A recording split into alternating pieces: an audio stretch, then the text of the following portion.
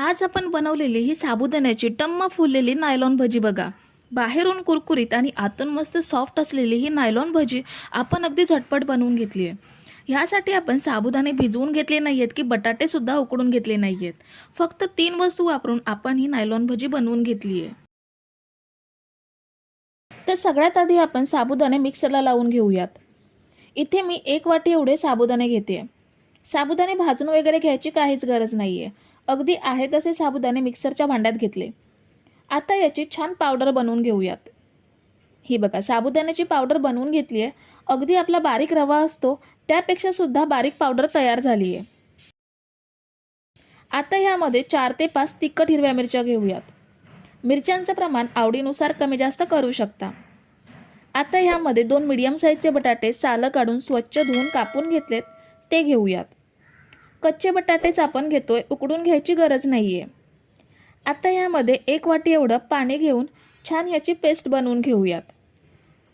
वाटताना पाण्याची आवश्यकता वाटली तर अजून पाणी ॲड करू शकता। हे बघा मस्त असं वाटून घेतलंय, छान पेस्ट तयार झाली आहे। कुठेही बटाट्याचा तुकडा शिल्लक राहिला नाहीये, खूप छान वाटलं गेलंय। आता हे आपण एका भांड्यात काढून घेऊयात। साबुदाणा, बटाटा आणि मिरची एकत्र सुद्धा वाटून घेऊ शकता, पण आधी साबुदाण्याची पावडर करून मग बटाटे आणि मिरची वाटली की बटाट्याचे तुकडे राहत नाहीत आणि छान पेस्ट तयार होते। आपण सगळी पेस्ट भांड्यात काढून घेतली आहे। आता ह्यामध्ये चवीनुसार मीठ घेऊयात आणि अर्धी वाटी पाणी ॲड करूयात। पुन्हा एकदा सगळं छान एकजीव करून घ्यायचं आहे। आपण सगळं छान एकजीव करून घेतलंय। आता यावर झाकण ठेवून 5 मिनिटे साबुदाणा पावडर छान भिजवून घेऊयात।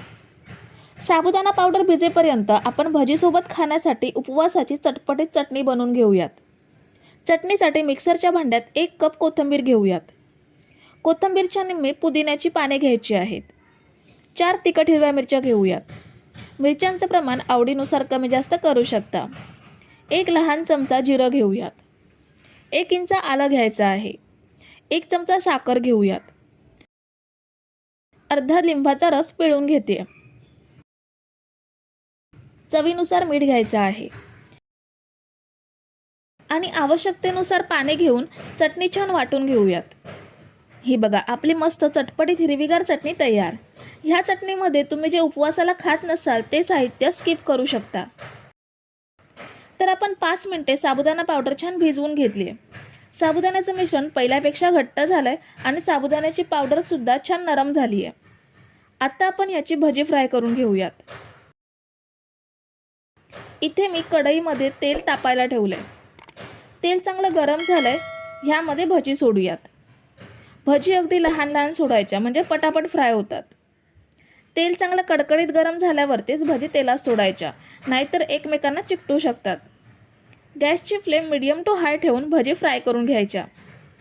जोपर्यंत भजीला हलका सोनेरी रंग येत नाही तोपर्यंत भजी परतायची नाही। आता भजीला हलका सोनेरी रंग यायला सुरुवात झाली आहे। भजी आपण परतून घेऊयात आणि छान फ्राय करून घेऊयात।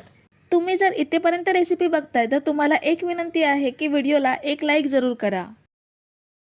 तर ही बघा अगदी साधारण 2 ते 3 मिनिटातच भजीला मस्त सोनेरी रंग आलाय। आता तेल नितळून काढून घेऊयात आणि बाकीच्या मिश्रणाच्या भजी सुद्धा अशाच बनवून घेऊयात। ह्या बघा आपण मस्त अशा साबुदाण्याच्या झटपट नायलॉन कुरकुरीत भज्या बनवून घेतल्यात। यासाठी कसलीही खटपट नाहीये, अगदी झटपट होणारा उपवासाचा हा पदार्थ आहे। तर मंडळी रेसिपी कशी वाटली हे कमेंट करून नक्की सांगा आणि व्हिडिओला न विसरता लाईक करा। रेसिपी तुमच्या मित्रमैत्रिणींसोबत शेअर करा आणि चॅनलला सबस्क्राईब केलं नसेल तर लगेच सबस्क्राईब करून घ्या। थँक्यू।